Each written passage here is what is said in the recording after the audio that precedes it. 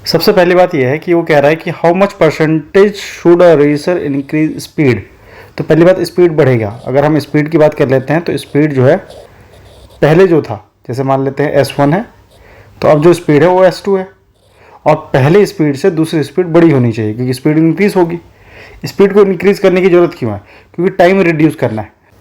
Simple सी बात है कि अगर स्पीड बढ़ेगा तो टाइम जो होगा वो कम लगेगा, अगर स्पीड कम होता है तो टाइम ज़्यादा लगता है। ठीक है ना? तो एक चीज़ तो हमें ये पता है कि डिस्टेंस जो होता है वो प्रोडक्ट होता है टाइम और स्पीड का। ठीक है, और यहाँ पे साफ साफ कह दे कि जो डिस्टेंस है वो फिक्स्ड है। इसका मतलब टाइम और स्पीड जो है एक दूसरे के प्रोपोर्शनल हो गए, इन्वर्सली प्रोपोर्शनल हो गए। ठीक है, इसका मतलब एक को बढ़ाएंगे तो दूसरे को कम करना पड़ेगा। To reduce the time 20%, 20% time reduce होगा। तो T1 जो है वो बड़ा था और T2 जो है वो छोटा है, क्योंकि टाइम अब कम लगेगा क्योंकि स्पीड बढ़ गई है। तो इसको हम ऐसे करते हैं, जब डिस्टेंस कांस्टेंट होता है तो हम ये कह सकते हैं कि देखो भैया, टाइम स्पीड, पहले टाइम कितना लगता था? 20%। 20% का फ्रैक्शन होता है 1/5, है ना?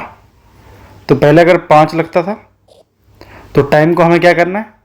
कह रहा है कि निश्चित दूरी तय करने में लगने वाले समय को 20% कम करने के लिए कम करना है। मतलब 5 में से 1 कम करेंगे तो कितना करना हमें? 4।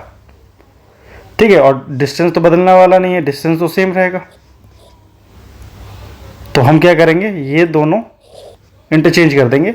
4 यहाँ आ जाएगा, 5 यहाँ आ जाएगा, तब आप देखेंगे कि डिस्टेंस जो है वो कांस्टेंट है। ठीक है, तो इसका मतलब स्पीड जो है 4 से 5 हो रहा है रेशियो में। इसका मतलब कितना बढ़ रहा है? 1 बढ़ रहा है कितने पे? 4 पे। तो 1/4, और परसेंट पे बदलने के लिए हम 100 से इंटू करेंगे। हालांकि आपको पता होना चाहिए, हम डायरेक्ट लगा सकते थे 25%। ठीक है, अगर मेरे को इस क्वेश्चन को करना होता तो मैं यही देखता कि भाई ये जो टाइम है उसे कितना परसेंट कम करना है?